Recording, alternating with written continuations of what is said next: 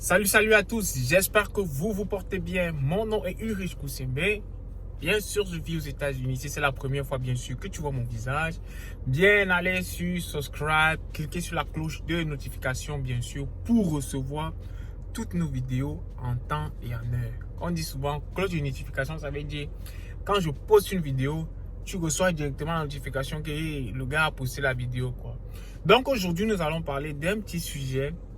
On va pas dire un petit sujet, c'est un petit grand sujet qui fasse en sorte que beaucoup de personnes qui m'écrivent en me disant que je suis en train de vouloir arriver aux États-Unis ou bien je suis arrivé aux États-Unis. Bref, qu'est-ce que tu peux conseiller à quelqu'un qui vient d'arriver aux États-Unis? Donc, si tu veux savoir ces petits conseils-là, sur ce que tu dois savoir ou bien ce qu'il faut faire avant d'arriver aux États-Unis, que tu sois marié, célibataire, enfant, sans enfant, tout ça, bien vouloir rester scotché sur la vidéo.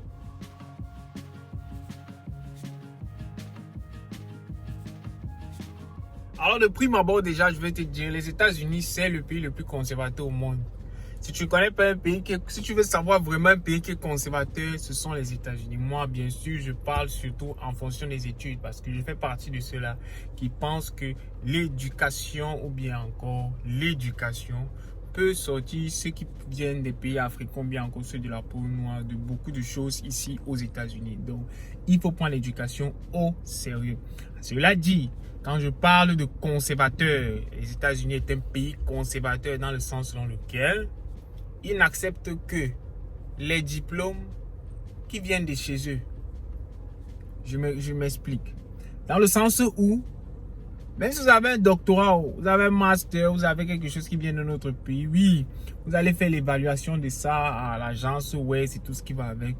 Mais en ce qui concerne un type de boulot au State, ils vont vous demander les diplômes d'ici. Et pour avoir les diplômes d'ici, bien sûr, il faut aller à l'école. Il faut aller à l'école, il faut prendre les cours, il faut avoir de bonnes notes pour pouvoir avoir non seulement les opportunités ici, et aussi, bien sûr, avoir accès à une, comment on dit quoi, la grande éducation. Parce que quoi qu'on dise, quoi qu'on fasse, l'éducation aux États-Unis ou bien l'école aux États-Unis, c'est la meilleure au monde. C'est la meilleure au monde, je vous assure.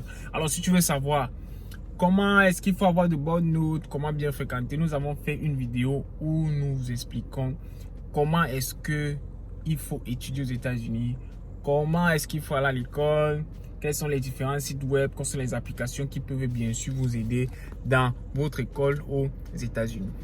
Alors, maintenant, quand vous voulez arriver aux États-Unis, quand vous arrivez aux États-Unis, il y a une chose que vous devez savoir, c'est que ils sont conservateurs, comme on l'a dit précédemment.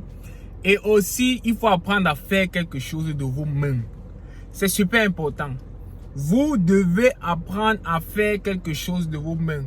Que vous soyez coiffeur, que vous sachiez comment tondre la pelouse, sachez faire quelque chose de vos mains. Ok? Sachez faire, je ne sais pas combien de fois je vais le répéter. Sachez faire quelque chose de vos mains. Parce que arriver ici, c'est quelque chose qui va vous donner de l'argent cash. Pas forcément, on va dire, niveau académique, l'école et tout, mais c'est ce qu'on appelle ici là, le side hustle, qui peut vous donner un argent cash. Je prends un exemple comme les femmes qui savent être ici, là, quand elles arrivent ici, elles se font les dollars, mon frère. Tu ne peux rien dire à une femme qui sait trisser aux États-Unis. Rien. Parce que la quantité d'argent qu'elle amasse par semaine, même dans ton job là où tu parles, la gars, pour que tu amasses ça, ça sera difficile. Donc, sachez faire quelque chose de vous-même. Ayez un skill particulier. Ayez quelque chose qui vous démarque de la masse. 2. Comprenez l'argent. Comprenez l'argent. Avoir un diplôme en économie ou bien avoir un diplôme en finance, ça ne veut pas dire que vous comprenez l'argent. Il faut comprendre comment l'argent des États-Unis fonctionne. Il faut comprendre comment le dollar fonctionne. Et pour comprendre comment le dollar fonctionne, il faut lire des livres. Là, dans la description de la vidéo, je vais bien sûr vous partager les différents livres que moi j'ai lus ou encore les sites web ou encore les podcasts que j'écoute généralement pour comprendre l'argent aux États-Unis, pour savoir comment est-ce que l'argent fonctionne. Ça, c'est le 2. De 3 maintenant, il faut que, je ne sais pas comment je vais dire ça. Ne commencez pas à donner l'argent à la famille, au pays, aussitôt arrivé.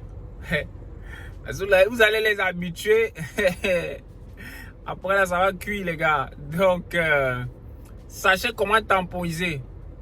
Je sais, quand on arrive ici, la valeur de 1 dollar actuellement, je crois que c'est dans les 620, 600, 630, du moins. Moi, je viens du Cameroun. Je suis Camerounais à la base. Donc, en France CFA, je pense que 1 dollar actuellement, c'est dans les 600 et poussières. Je sais que ça a l'air beaucoup, mais ça n'a pas l'air beaucoup. C'est que ça a l'air beaucoup, mais ça n'a pas du tout l'air d'être un argent. Donc, évitez ça. Évitez. Ça, c'est quelque chose que je peux vous conseiller. Il faut éviter ça à tout prix. Donnez pas beaucoup. Donnez ce que vous pouvez. Établissez des bases et tout ce qui va avec. Ensuite, autre conseil, c'est soyez en bonne posture avec votre hôte, c'est-à-dire la personne qui vous reçoit aux États-Unis. Parce que pour ceux qui viennent bien sûr par le processus de la green card, vous devez avoir quelqu'un qui vous reçoit aux États-Unis. Il faut toujours être de bon thème avec la personne, même si la personne se comporte mal, il n'y a pas de souci. N'insultez jamais la personne. Du moins, ne vous comportez mal avec la personne. Si la personne se comporte mal avec vous, il n'y a pas de problème. Vous arrêtez simplement de discuter. Mais n'insultez pas la personne. Parce que quoi? Jusqu'à preuve du contraire, c'est cette personne-là qui a décidé de vous héberger chez lui. Il pouvait dire non. Arrivé à l'ambassade, vous devez faire comment? Vous devez pas arriver aux États-Unis. Donc, essayez toujours de garder de bonnes relations avec ces gens. Autre conseil, étudiez l'anglais. Il y a différents sites, différents endroits pour aller étudier l'anglais. Nous avons fait une vidéo bien sûr sur l'anglais. Vous pouvez aller sur le site comme Match to Success. Ou bien encore, vous pouvez aller sur les sites sur YouTube là, regarder comment les cours en anglais et tout. C'est gratuit. C'est gratuit. C'est gratuit. Avec Internet, et en plus la connexion ici, elle est rapide. Allez-y et étudiez l'anglais. Et encore, le dernier élément que vous devez apprendre ou bien encore que vous devez savoir ou bien que vous devez vous préparer quand vous arrivez aux États-Unis, c'est que ici, on ne dort pas. Si vous arrivez aux États-Unis en étant quelqu'un qui est paresseux, en étant quelqu'un qui ne veut pas bosser et tout, vous allez vous retrouver à la rue. Les États-Unis, c'est un pays qui ne blague pas. Oui, on dit le pays des rêves, le pays de l'oncle Sam. Mais rassurez-vous, vous arrivez aux États-Unis, vous ne travaillez pas. Vous ne cherchez pas à faire de l'argent. Vous allez rentrer au pays. Il n'y a pas de demi-mesure. Alors, merci d'avoir regardé la vidéo et on se prend pour nos prochaines échéances. Ciao, ciao.